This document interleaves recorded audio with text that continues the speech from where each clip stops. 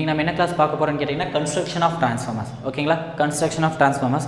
So இதை நான் கிட்டத்தட்ட ஒரு ஸ்டோரி மாதிரி சொல்கிறேன், நீங்கள் கிளியராக லிசன் பண்ணுங்கள், தென்ஸ் எல்லா பாயிண்ட்ஸையும் நான் உங்களுக்கு கொடுக்குறேன். ஃபஸ்ட்டு ட்ரான்ஸ்ஃபார்மர்ஸோட மேஜர் பார்ட்ஸ் என்னென்னு கேட்டிங்கன்னா உங்களுக்கு தெரியும். நீங்கள் ட்ரான்ஸ்ஃபார்மர்னா முதல்ல என்ன ட்ரா பண்ணுவீங்க? ட்ரான்ஸ்ஃபார்மர்னு உங்களுக்கு மைண்டுக்கு ஞாபகம் டயக்ராம்.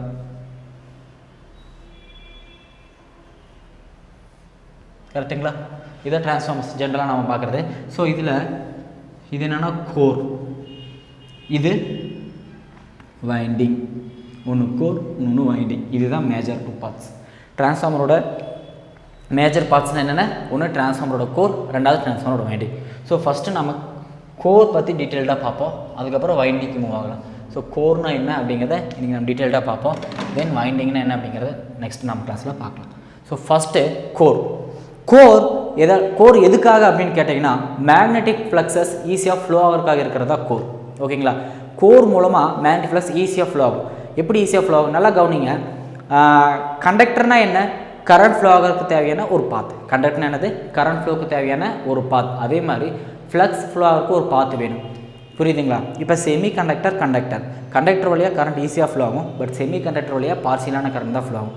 அதே மாதிரி தான் ஏரும் உங்களுக்கு core. Okay, air and core material. Some material steel, non steel எக்ஸாம்பிளுக்கு நான் ஸ்டீல் எடுத்துக்கிறேன். ஓகேங்களா, நான் ஏரையும் ஸ்டீலையும் கம்பேர் பண்ணேன்னா ஸ்டீலில் ஈஸியாக ஃப்ளக்ஸஸ் ஃப்ளோ ஆகும் கம்பேர்டு வித் ஏரில் ஃப்ளோ ஆகிறதுக்கு கொஞ்சம் டிஃபிகல்ட், சம் ஃப்ளக்ஸஸ் வேஸ்ட் ஆகும். ஓகேங்களா, இப்போ எப்படி கண்டக்டர் செமி கண்டக்டர் எடுத்துட்டோம்னா கண்டக்டர் வழியாக ஈஸியாக கரண்ட் ஃப்ளோ ஆகிடும், பட் செமி கண்டக்டர் வழியாக பார்சியலான கரண்ட் தான் ஃப்ளோ ஆகும். சேம் திங் ஏரும் நான் கோர் மெட்டீரியல் ஸ்டீலும் எடுத்துட்டேன்னா எனக்கு ஸ்டீல் வழியாக ஈஸியாக ஃப்ளக்ஸஸ் ஃப்ளோ ஆகிடும், பட் ஏர் போகும்போது பார்சியலான ஃப்ளக்ஸஸ் தான் ஃப்ளோ ஆகும். ஓகேங்களா, ஸோ இந்த பர்பஸ்க்காக தான் நான் என்ன யூஸ் பண்ணுறேன்னா ஸ்டீல் யூஸ் பண்ண போகிறேன். ஓகே, ஸோ இது என்னெல்லாகும் இதில் ஈஸியாக ஃப்ளக்ஸஸ் போகிறதுக்கான சான்சஸ் ஜாஸ்தி. ஓகே, ஸோ ஏன் எனக்கு வந்துட்டு ஃப்ளக்ஸஸ் நிறையா ஃப்ளோ ஆகணும்னு கேட்டிங்கன்னா ஃப்ளக்ஸஸ் நிறையா ஃப்ளோ ஆச்சுன்னா பவர் ட்ரான்ஸ்ஃபர் ஜாஸ்தியாக இருக்குன்னு அர்த்தம். ஃப்ளக்ஸஸ் வேஸ்ட் ஆகிட்டு இருந்துச்சுன்னா அங்கே பவர் ட்ரான்ஸ்ஃபர் ரொம்ப கம்மி. ஸோ ஃப்ளக்ஸ் ஃப்ளோ எப்போவுமே வெரி ஹையாக இருக்கணும். புரியுதுங்களா? ஸோ ஃப்ளக்ஸ் ஃப்ளோ வெரி ஹையாக இருக்கணும்னா அது ஃப்ளோ ஆகிறதுக்கான பாத் ரொம்ப ஈஸியான பாத்தாக இருக்கணும், அதாவது அதோட ரிலக்டன்ஸ் கம்மியாக இருக்கணும். இப்போ எலக்ட்ரிக்கல் சர்க்யூட்டில் ரெசிஸ்டன்ஸ் அதிகமாக கரண்ட் ஃப்ளோ ஆகிறது டிஃபிகல்ட்.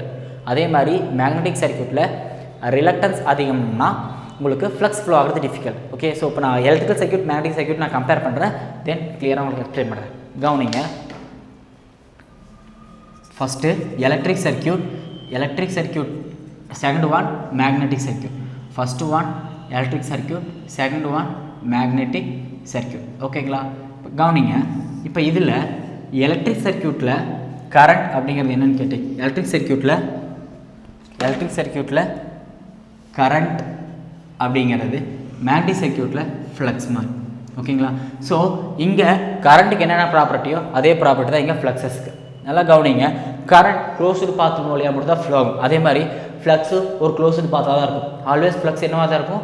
ஒரு க்ளோஸ்டு பாத்தாக தான் இருக்கும். ஓகேங்களா, கரண்ட் க்ளோஸ்டு பாத் வழியாக மட்டும் தான் ஃப்ளோ ஆகும். அதே மாதிரி ஃப்ளக்ஸ் எப்பவுமே ஆல்வேஸ் க்ளோஸ்டு பாத் வழியாக தான் இருக்கும். புரியுதுங்களா? இது ஃபர்ஸ்ட் பாயிண்ட். செகண்டு, இங்கே வோல்டேஜ் அப்படின்னா அல்லது இங்கே என்னது இஎம்எஃபோட யூனிட் தான் வோல்ட்டு, அதை தான் அவங்க வோல்டேஜ்னு ப்ரீவியஸாக மாற்றிருக்கும், அதுக்கு வர சேஞ்ச் பண்ணியிருக்கும். ஓகேங்களா, ஸோ இஎம்எஃப் தான் ஃபஸ்ட் கான்செப்ட். ஸோ அதோட யூனிட் வோல்ட், அதுதான் வோல்டேஜாக மாறி இருக்கும். ஓகேங்களா, ஸோ இங்கே இஎம்எஃப் அப்படிங்கிறது இங்கே என்னென்னு கேட்டிங்கன்னா எம்எம்எஃப், அதாவது இங்கே எலக்ட்ரோமோட்டிவ் ஃபோர்ஸ், அங்கே மேக்னட்டோமோட்டிவ் ஃபோர்ஸ். சரி, எலக்ட்ரோமோட்டிவ் ஃபோர்ஸ்னால் என்ன? எலக்ட்ரானை புஷ் பண்ணுறதுக்கு, எலக்ட்ரானை மூவ் பண்ணுறதுக்கு தேவையான ஃபோர்ஸ். ஓகேங்களா, எலக்ட்ரானை மூவ் பண்ணுறதுக்கு தேவையான ஃபோர்ஸ் என்னது? Electromotive force. அதே மாதிரி இங்கே மேக்னெட்டிக் ஃப்ளக்ஸை கிரியேட் பண்ணுறதுக்கு தேவையான ஃபோர்ஸ், என்னது? எம்எம்எஃப். இங்கே இஎம்எஃப்ங்கிற மாதிரி அங்கே எம்எம்எஃப். ஓகேங்களா, இங்கே என்ன பார்த்துருக்கோம் நாம? ரெசிஸ்டன்ஸ். எலக்ட்ரிக் சர்க்யூட்டில் ரெசிஸ்டன்ஸ்னு ஒன்று இருக்குது. இது என்ன செய்யும்? கரண்ட்டை அப்போஸ் பண்ணும். ரெசிஸ்டன்ஸ் என்ன பண்ணும்? கரண்ட்டை அப்போஸ் பண்ணும்.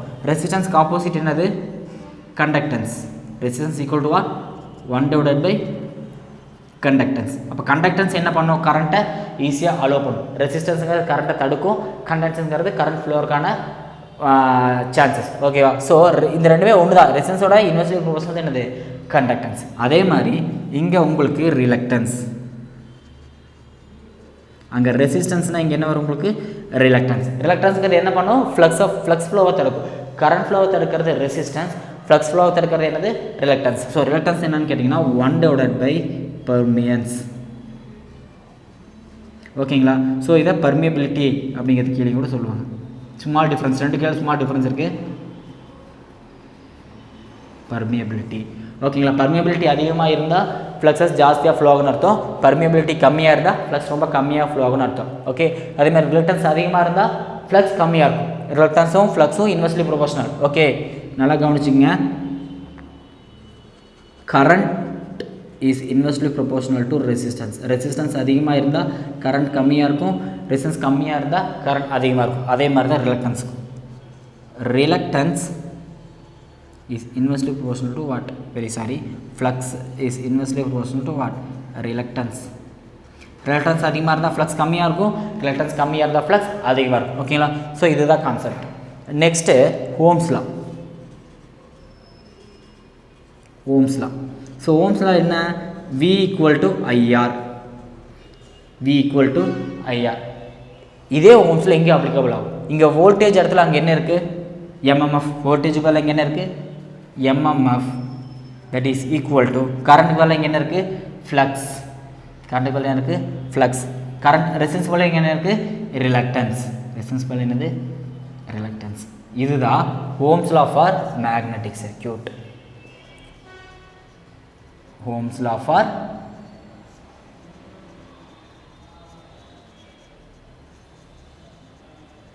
magnetic circuit. Ohm's law for magnetic circuit. So இங்கே V equal to IR, அங்கே MMF equal to flux into reluctance. So இங்கே ஃப்ளக்ஸுங்கிறத ஃபைங்கிற லெட்டரால் டினோட் பண்ணுவாங்க, ரிலக்டன்ஸை ஸ்பெஷல் R. நல்லா கவனிங்க, ரெசிஸ்டன்ஸ்னால் ஜஸ்ட் R இந்த மாதிரி போட்டு ஸ்பெசிஃபை பண்ணுவாங்க. ரிலக்டன்ஸை sometimes S or sometimes special R இந்த மாதிரி ஆரெல்லாம் டினோட் பண்ணுவாங்க. நல்லா கவனிச்சுங்க, எதர் S மூலமாகவோ அல்லது ஸ்பெஷல் சிம்பிள் ஆர் மூலமாகவோ உங்களுக்கு டினோட் பண்ணி இந்த மாதிரி ஆர் மூலமாக உங்களுக்கு டினோட் பண்ணுவாங்க. ஓகேங்களா, இது ரிலக்டன்ஸ், இது ரெசிஸ்டன்ஸ். ஸோ உங்களுக்கு இந்த ப்ராப்பர்ட்டி நல்லா தெளிவாக புரிஞ்சிருக்குன்னு நினைக்கிறேன். ஸோ ஒன் செகண்ட் நான் ரிப்பீட் பண்ணுறேன், ஏன்னா இந்த கான்செப்ட் புரிஞ்சால் கோர் மெட்டீரியலோட ப்ராப்பர்ட்டிஸ் உங்களுக்கு ரொம்ப நல்லா அண்டர்ஸ்டாண்ட் பண்ணிக்க முடியும். அதுக்காக தான், புரியுதுங்களா? ஸோ இங்கே நீங்கள் புரிஞ்சிக்க வேண்டிய பாயிண்ட் என்னென்னா, ஃபஸ்ட்டு பாயிண்ட், ரிலக்டன்ஸ் அதிகமாக இருந்தால் ஃப்ளக்ஸ் கம்மியாக தான் ஃப்ளோ ஆகும், ரிலக்டன்ஸ் கம்மியாக இருந்தால் ஃப்ளக்ஸ் அதிகமாக ஃப்ளோ ஆகும். ஓகேங்களா, இந்த பாயிண்ட் நீங்கள் தெளிவாக தெரிஞ்சுக்கணும். எப்படி? ரிலக்டன்ஸ் அதிகமாக இருந்தால் ஃப்ளக்ஸ் கம்மியாக ஃப்ளோ ஆகும், ரிலக்டன்ஸ் கம்மியாக இருந்தால் ஃப்ளக்ஸ் ரொம்ப அதிகமாக ஃப்ளோ ஆகும். ஓகேங்களா, ஸோ இது கிளியராக தெரிஞ்சிட்டிங்கன்னா நெக்ஸ்ட்டு நாம் மூவ் ஆகலாம். ஓகேங்களா, இப்போ கவனிங்க, கோர் வந்துட்டு பார்த்தீங்கன்னா உங்களுக்கு ஸ்டீல் சூஸ் பண்ணுவாங்க. கோர் மெட்டீரியல் எதை சூஸ் பண்ணுவாங்கன்னா ஸ்டீல். ஏன் ஸ்டீல்னு கேட்டிங்கன்னா, ஸ்டீலில் ரிலக்டன்ஸ் வேல்யூ ரொம்ப அதிகம், ஸ்டீலில் ரிலக்டன்ஸ் வேல்யூ ரொம்ப கம்மி, ஸ்டீலில் ரிலக்டன்ஸ் வேல்யூ ரொம்ப கம்மி, அதாவது ஃப்ளக்ஸ் ரொம்ப ஈஸியாக ஃப்ளோ ஆக முடியும். ஓகேங்களா, ஸ்டீலோட ரிலக்டன்ஸ் ரொம்ப கம்மி, அதனால் ஃப்ளக்ஸ் ரொம்ப ஈஸியாக ஃப்ளோ ஆக முடியும். ஓகேங்களா, பட் ஸ்டீலில் இன்னொரு பிரச்சனை என்னன்னு கேட்டிங்கன்னா, அதோட கண்டக்டிவிட்டியும் ரொம்ப அதிகம். ஓகேங்களா, ஸ்டீலோட ரிலக்டன்ஸ் கம்மி, பட் கண்டக்டிவிட்டி ஜாஸ்தி. ஓகே, கண்டக்டிவிட்டி ஜாஸ்தி. ஏன் கண்டக்டிவிட்டி எதனால் கண்டக்டிவிட்டி ஜாஸ்தினா அதோட ப்ராப்பர்ட்டி நேச்சர். ஓகே, அதோட நேச்சர் என்னதா, அதில் ஃப்ரீ எலக்ட்ரான்ஸ் ரொம்ப ஜாஸ்தி, அதனால கண்டக்டிவிட்டி ரொம்ப ஜாஸ்தி. புரியுதுங்களா? ஸோ ஸ்டீலோட ப்ராப்பர்ட்டி ரெண்டு. Steel is a very good magnetic material. எதனால ரிலக்டன்ஸ் ரொம்ப கம்மி, ரிலக்டன்ஸ் ரொம்ப கம்மினா ஃப்ளக்ஸ் நல்லா ஃப்ளோ ஆகும், அதாவது நல்ல magnetic material. So steel is a very good magnetic material. At the same time, steel is a very good conductor also. Okay, so steel magnetic, நல்ல magnetic material, அதே மாதிரி நல்ல கண்டக்டரும் கூட. எனக்கு இதில் தேவையான ப்ராப்பர்ட்டி என்னன்னா, அது நல்ல மேக்னெட்டிக் மெட்டீரியலாக இருக்கும். ஏன்னா ஃப்ளக்ஸை நல்லா ஃப்ளோ பண்ணணும், ஏன்னா ஃப்ளக்ஸ் ஈஸியாக ஃப்ளோ ஆனால் தான் நிறைய பவர் ட்ரான்ஸ்ஃபர் ஆகும், ஆல்ரெடி பார்த்தோம். ஸோ அதனால் என்ன செய்யணும், நான் எனக்கு ஸ்டீல் வந்துட்டு நல்ல மேக்னெட்டிக் மெட்டீரியலாக வேணும், ஆனால் எனக்கு கண்டக்டர் இருக்கக்கூடாது. ஏன் கண்டக்டர் இருக்கக்கூடாது? கண்டக்டர் வந்து என்ன பிரச்சனை கவனிங்க. சரி, ஓகே, ஸ்டீல் நல்ல மேக்னெட்டிக் மெட்டீரியல், அது எனக்கு வேணும். என்ன காரணம்? ஏன்னா ரிலக்டன்ஸ் ரொம்ப கம்மி ஸ்டீலில், அதனால் ஃப்ளக்ஸ் ஈஸியாக ஃப்ளோ ஆகும். பட் ஏன் கண்டக்டிவ் ப்ராப்பர்ட்டி ரிமூவ் பண்ணுறீங்கன்னு கேட்டிங்கன்னா, கவனிங்க, இது என்னோட டிரான்ஸ்ஃபார்மர் கோர். ஓகே, இந்த டிரான்ஸ்ஃபார்மர் கோரில் இங்கே நான் ஒரு வைண்டிங் கனெக்ட் பண்ணியிருக்கேன், அது மாதிரி இங்கே ஒரு வைண்டிங் இருக்குது. இப்போ இங்கே நான் சோர்ஸ் கொடுக்குறேன். இந்த சைடில் ப்ரைமரி சைடில் என்ன பண்ணுறேன், சோர்ஸ் அப்ளை பண்ணுறேன் with V voltage and F ஃப்ரீக்வன்சியோட சோர்ஸ் அப்ளை பண்ணுறேன். இப்போ இந்த சோர்ஸ் க்ளோஸ்டு லூப் ஆன இந்த சோர்ஸ் நான் கொடுத்துருனே க்ளோஸ் சர்க்யூட்டில் இங்கே என்ன ஃப்ளோ ஆகும், கரண்ட் ஃப்ளோ ஸ்டார்ட் ஆகும். கரெக்டுங்களா? இங்கே என்னது கரண்ட் ஃப்ளோ ஸ்டார்ட் ஆகும். ஸோ கரண்ட் ஃப்ளோ ஸ்டார்ட் ஆனால் இந்த கரண்ட் ஃப்ளோ என்ன கிரியேட் பண்ணும், எனக்கு மேக்னெட்டிக் ஃப்ளக்ஸஸ் கிரியேட் பண்ணும், மேக்னெட்டிக் ஃப்ளக்ஸஸை கிரியேட் பண்ணும். ஸோ இங்கே 5ங்கிற ஃப்ளக்ஸஸ் கிரியேட் ஆகும். நல்லா கவனிங்க, நான் அப்ளை பண்ணுற வோல்டேஜ் ஏசி, அதாவது ஆல்டர்னேட்டிவ் குவான்டிட்டி. ஓகேவா? ஸோ வோல்டேஜ் டைமை பொறுத்து வேரி ஆகிட்டே இருக்கும், அதனால் கரண்ட் எப்படி வேரியாகிட்டே இருக்கும், டைமை பொறுத்து வேரி ஆகிட்டு. ஏன்னா ரெண்டுமே ஏசி, நான் ஏசி சோர்ஸ் தான் அப்ளை பண்ணுறேன். ஸோ கரண்ட்டும் டைமை பொறுத்து வேரி ஆகும். கரண்ட் டைமை பொறுத்து வேரி ஆச்சுன்னா இது வழியாக ஃப்ளோ ஆகிற ஃப்ளக்ஸும் டைமை பொறுத்து வேரி ஆகிட்டே இருக்கும். ஓகேங்களா, இங்கே நல்லா கவனிங்க. நான் வோல்டேஜ் சோர்ஸ் அப்ளை பண்ணுறேன். இந்த வோல்டேஜ் என்னாகும், டைமை பொறுத்து வேரி ஆகிட்டே இருக்கும். அதனால் என்ன உங்களுக்கு கரண்ட்டும் டைமை பொறுத்து வேரி ஆகிட்டே இருக்கும். அதனால் அது வழியாக ஃப்ளோ ஆகிற ஃப்ளக்ஸும் டைமை பொறுத்து வேரி ஆகிட்டே இருக்கும். கரெக்டாக? ஸோ நம்ம ஆல்ரெடி பார்த்தோம், as per Faraday's law ஒரு கண்டக்டரோட லிங்க் ஆகிற ஃப்ளக்ஸஸ் சேஞ்ச் ஆச்சுன்னா இங்கே என்ன கிரியேட் ஆகும், உங்களுக்கு இஎம்எஃப் இன்டியூஸ் ஆகும். நல்லா கவனிங்க, இங்கே ஒரு கண்டக்டர் இருக்குது, இங்கே ஒரு கண்டக்டர் இருக்குது. ஸோ இந்த கண்டக்டர் வழியாக ஃப்ளோ ஆகிற ஃப்ளக்ஸஸ் என்ன ஆகும், உங்களுக்கு சேஞ்சஸ் ஆகுது. இந்த கண்டக்டர் வழியாக ஃப்ளோ ஆகிற ஃப்ளக்ஸஸ் சேஞ்சஸ் ஆகுது. அதனால் இங்கே ஒரு இஎம்எஃப் இன்டியூஸ் ஆகும், அதே மாதிரி இந்த இடத்துல ஒரு இஎம்எஃப் இன்டியூஸ் ஆகும். கரெக்டுங்களா? நல்லா கவனிங்க, இது ஒரு கண்டக்டர். இந்த கண்டக்டர் வழியாக ஃப்ளோ ஆகிற ஃப்ளக்ஸஸ் டைமை பொறுத்து வேரி ஆகிட்டே இருக்குது. ஏன் ஃப்ளக்ஸ் டைமை பொறுத்து வேரி ஆகுது? ஏன்னா அது இன்டியூஸ் ஆகிறதுக்கான கரண்ட் டைமை பொறுத்து வேரி ஆகுது. அந்த கரண்ட் ஏன் டைமை பொறுத்து வேரி ஆகுது? ஏன்னா அது ஏசி சோர்ஸ் வந்து நம்ம அப்ளை பண்ணுற கரண்ட். ஸோ ஏசி சோர்ஸ் வந்து அப்ளை பண்ணுற கரண்ட்னால கரண்ட் டைமை பொறுத்து வேரி ஆகுது. ஸோ அதனால் ஃப்ளக்ஸும் டைமை பொறுத்து வேரி ஆகுது. ஸோ இந்த ஃப்ளக்ஸோட லிங்க் ஆகிற கண்டக்டரில் இஎம்எஃப் இன்டியூஸ் ஆகுது. கரெக்டுங்களா? ஆனால் கவனிங்க, நான் கோர் என்ன மெட்டீரியல் சூஸ் பண்ணியிருக்கேன்? ஸ்டீல். இங்கே ஸ்டீல் அப்படிங்கிறது very good magnetic material, at the same time very good conductor also. So இந்த கண்டக்டர், இதுவும் கண்டக்டர் தான், இதோட லிங்க் ஆகிற ஃப்ளக்ஸஸும் டைமை பொறுத்து வேரி ஆகுது. ஏன்னா சேம் ஃப்ளக்ஸஸ் தான். ஸோ இதோட லிங்க் ஆகிற ஃப்ளக்ஸஸ் டைமை பொறுத்து வேரி ஆகுது. ஸோ இங்கேயும் ஒரு இஎம்எஃப் இன்டியூஸ் ஆகும், இங்கேயும் ஒரு இஎம்எஃப் இன்டியூஸ் ஆகும். ஓகேங்களா? இப்போ கவனிங்க, இந்த இஎம்எஃபால் இங்கே சம் கரண்ட் ஃப்ளோ ஏற்படுது. அதை நான் யூஸ் பண்ணேன், இது சோர்ஸ்க்கு இருக்கிற கரண்ட் ஃப்ளோ. அதே மாதிரி இங்கே நான் லோடு கனெக்ட் பண்ணேன்னா இந்த எஃப் மூலமாக எனக்கு என்ன கிடைக்கும்? லோடுக்கு தேவையான பவர் சப்ளை கொடுப்போம் நாம. அதாவது இந்த இஎம்எஃப் மூலமாக தான் பவர் ட்ரான்ஸ்ஃபரே நடக்குது. அதனால தான் லோடுக்கு தேவையான பவர் சப்ளை போகுது. ஓகேவா? ஸோ இங்கே ஃப்ளோ ஆகிற கரண்ட் என்னது? Load current. கரெக்டுங்களா? அது சோர்ஸ் கரண்ட், இது லோடு கரண்ட். பட் அன்வான்டாக இந்த கோருக்குள்ள ஒரு கரண்ட் கிரியேட் ஆகும் டியூ டு திஸ் இஎம்எஃப். புரியுதுங்களா? இந்த இஎம்எஃபால் அன்வான்டாக ஒரு இஎம்எஃப் கிரியேட் ஆகுது. ஏன்னா ஸ்டீல் வெரி குட் கண்டக்டர், அதனால் அன்வான்டாக ஒரு இஎம்எஃப் கிரியேட் ஆகுது. இந்த இஎம்எஃப் எக்ஸ்ட்ரா கரண்ட் ஃப்ளோவை இந்த கோரில் கிரியேட் பண்ணுது. இஎம்எஃப் எக்ஸ்ட்ரா கரண்ட் ஃப்ளோவை இந்த கோரில் கிரியேட் பண்ணுது. அதுக்கு பேர் தான் ஏடி கரண்ட். அது பேர் என்னது? Eddy current. ஸோ எடி கரண்ட்னா என்னன்னு கேட்டிங்கன்னா, எனக்கு டைம் வேரிங் ஃப்ளக்ஸால், டைமை பொறுத்து சேஞ்ச் ஆகிட்டு ஃப்ளக்ஸ் என்ன சொல்லுவாங்க? டைம் வேரிங் ஃப்ளக்ஸ்னு சொல்லுவாங்க. ஸோ எனக்கு டைம் வேரிங் ஃப்ளக்ஸால் டிரான்ஸ்ஃபார்மரோட கோரில் கிரியேட் ஆகிற கரண்ட்டுக்கு பேர் என்னது? Eddy current. நல்லா நோட் பண்ணிக்கங்க. எடி கரண்ட்னா என்ன? டைம் வேரிங் ஃப்ளக்ஸால் டிரான்ஸ்ஃபார்மரோட கோரில் ஏற்படுற கரண்ட் என்னது? Eddy current. ஓகேங்களா? ஸோ இந்த எடி கரண்ட் எனக்கு அன்வான்டாக டிரான்ஸ்ஃபார்மரோட லாஸை கிரியேட் பண்ணுது, பவர் லாஸை கிரியேட் பண்ணுது. அதுக்கு பேர் எடி கரண்ட் லாஸ். ஓகேங்களா? இந்த எடி கரண்ட் என்ன பண்ணுது? அன்வான்டாக டிரான்ஸ்ஃபார்மர் கோரில் ஃப்ளோ ஆகிறதுனால அங்கே I square loss, power loss ஏற்படுது. அந்த பவர் லாஸ் பேர் என்னன்னு கேட்டிங்கன்னா எடி கரண்ட் லாஸ். ஓகேங்களா? ஸோ எடி கரண்ட்னா என்ன? டைம் வேரிங் ஃப்ளக்ஸால் கோரில் இன்டியூஸ் ஆகிற கரண்ட் தான் என்னது? Eddy current. ஸோ அந்த கரண்ட்டால் கிரியேட் ஆகிற லாஸஸ் தான் என்னது? Eddy current losses. Okay. So இப்போ இந்த எடி கரண்ட் லாஸ் எதால் கிரியேட் ஆகுது? ஸ்டீல் வெரி குட் கண்டக்டராக இருக்கிறதுனால தான் இங்கே எடி கரண்ட் லாஸ் கிரியேட் ஆகுது. கரெக்டுங்களா? ஒரு வேளை steel very good magnetic material மட்டும், அது வெரி குட் கண்டக்டர் இல்லை அப்படின்னா, கண்டக்டரோட லிங்க் ஆன ஃப்ளக்ஸஸ் சேஞ்ச் ஆனால் மட்டும் தான் இங்கே இஎம்எஃப் இன்டியூஸ் ஆகும். ஸோ இங்கே இஎம்எஃப் இன்டியூஸ் ஆகாது. கரெக்டுங்களா? நல்லா ஞாபகம் வச்சுங்க. இங்கே இந்த இடத்துல கண்டக்டராக இல்லாமல் ஒரு இன்சுலேட்டர் மெட்டீரியலாக இருந்தால் இங்கே என்ன கிரியேட் ஆகுது? உங்களுக்கு அன்வான்டாக ஃப்ளக்ஸ் சேஞ்ச் ஆனாலும் இஎம்எஃப் கிரியேட் ஆகுது. ஏன்னா ஃபேரடேஸில் என்ன சொல்லாது? கண்டக்டரோட லிங்க் ஆகிற ஃப்ளக்ஸஸ் சேஞ்ச் ஆக தானே இஎம்எஃப் இன்டியூஸ் ஆகும். பட் இங்கே கண்டக்டராக இருக்கிறதுனால தான் இங்கே பிரச்சனையே. ஸோ கண்டக்டராக இல்லை அப்படின்னா எனக்கு இந்த இஎம்எஃப் கிரியேட் ஆகாது. எனக்கு எடி கரண்ட் லாஸ் அன்வான்டாக கிரியேட் ஆகுது. எனக்கு எடி கரண்ட் லாஸஸ் தேவையில்லாமல் ப்ரொடியூஸ் ஆகாமல் இருக்கும். பட் இங்கே அன்வான்டாக எடி கரண்ட் லாஸ் கிரியேட் ஆகும். ஸோ நான் என்ன செய்யணும்? சரி, ஓகே, இப்போ எனக்கு என் கண்டக்டிவிட்டி தானே பிரச்சனை. நான் என்ன செய்கிறேன்? ஃபுல்லாக அந்த ஸ்டீல் எடுத்துடுறேன், ஒரு வுட்டை ரீப்ளேஸ் பண்ணிடுறேன். ஆப்ரேஷன் நடக்குமா? நடக்காது. ஏன்னா எனக்கு ஸ்டீலோட மேக்னெட்டிக் ப்ராப்பர்ட்டி வேணும். வுட்டில் ஃப்ளக்ஸஸ் ஃப்ளோ ஆகிறது ரொம்ப கஷ்டம். ஏன்னா வுட்டில் ரிலக்டன்ஸ் ஜாஸ்தி.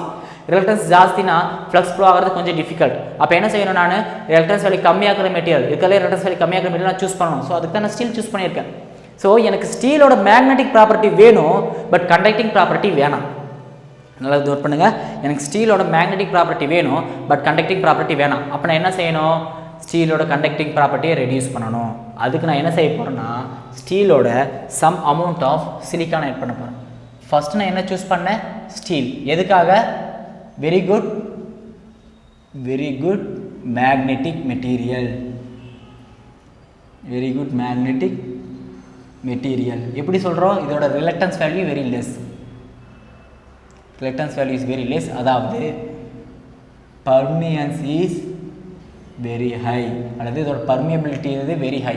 அதாவது மியூ நாட்டோட வேல்யூ, மியூ ஆரோட வேல்யூ என்னது? Very high.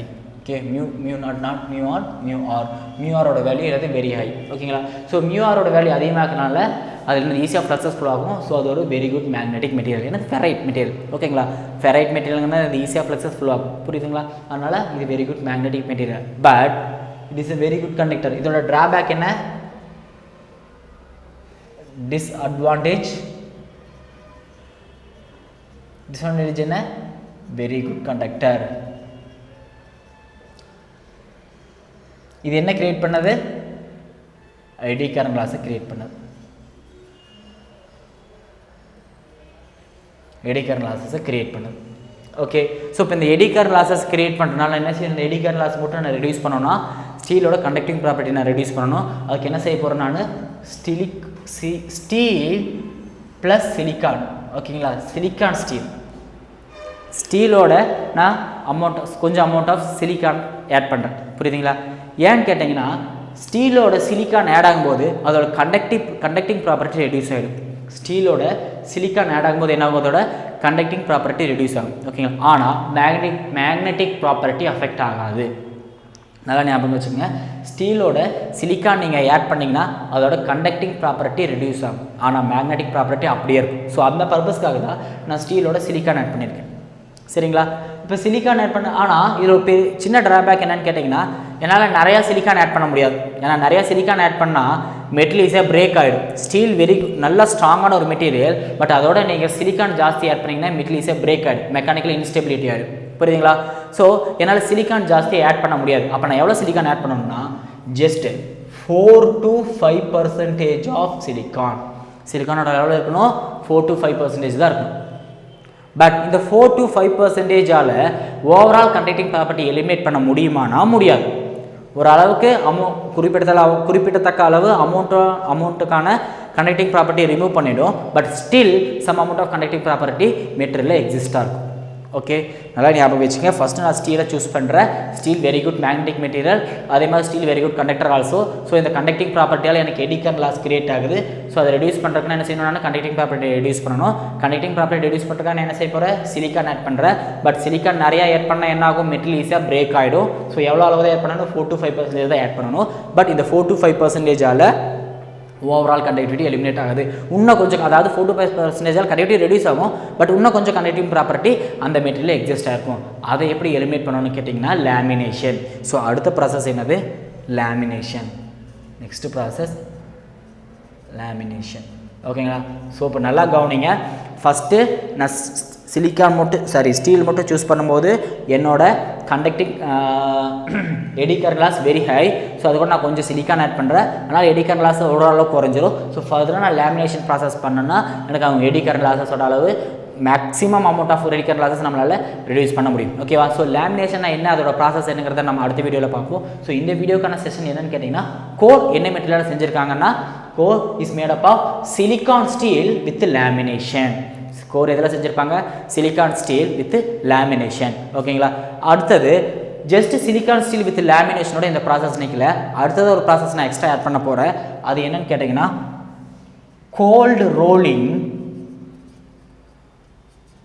Grain orientation. Cold rolling grain orientation process, ஓகேங்களா? ஸோ இந்த ப்ராசஸ் மூலமாக என்னோட கோர் மெட்டீரியலோட ரிலக்டன்ஸ் வேல்யூ நான் ஃபர்தராக ரெடியூஸ் பண்ண போகிறேன், ஓகேங்களா?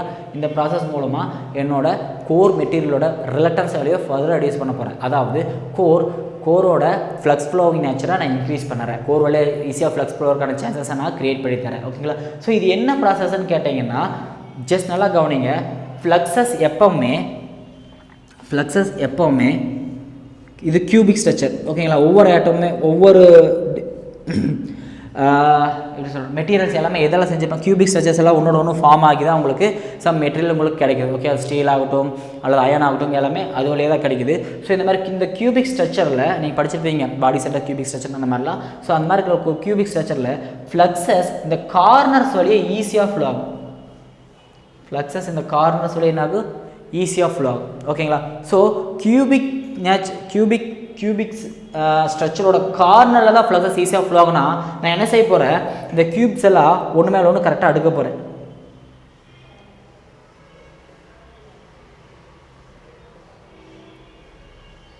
ஸ்டீல் இருக்கிற கியூப்ஸை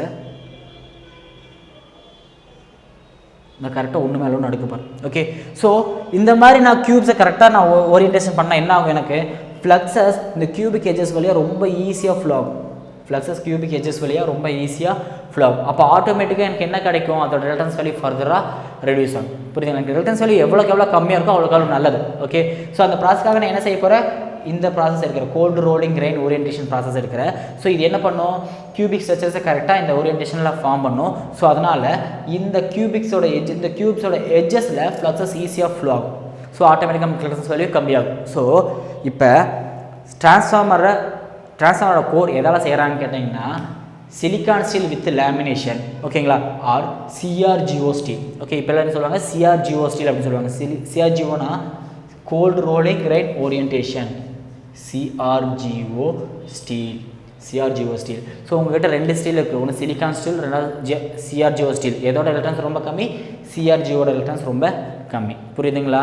ஸோ இதுதான் வந்துட்டு மேஜர் பார்ட். டிரான்ஸ்ஃபார்மர்ஸோட கோர் எதாவது செய்கிறான்னு கேட்டிங்கன்னா சிஆர்ஜிஓ ஸ்டீல், சிலிக்கான் ஸ்டீல் செஞ்சு அதுக்கப்புறம் இந்த ப்ராசஸ்க்கு உட்படுத்துவாங்க. அதுக்கப்புறம் லேமினேஷன் ப்ராசஸ்க்கு போவாங்க. அதனால் நோட் பண்ணுங்கள், சிலிக்கான் ஸ்டீல் செஞ்சு அதுக்கப்புறம் கோல்டு ரோலிங் ப்ராசஸ் இன்வால்வ் பண்ணிவிட்டு அப்புறமா லேமினேஷன் ப்ராசஸ் போவாங்க. சரி, இந்த ப்ராசஸ் எதுக்காக செய்கிறாங்க, to reduce eddy current loss. எதுக்காக சிலிக்கான் ஆட் பண்ணுறாங்க, to reduce eddy current loss. ஏன் லேமினேஷன் ஆட் பண்ணுறாங்க, to reduce further eddy current loss.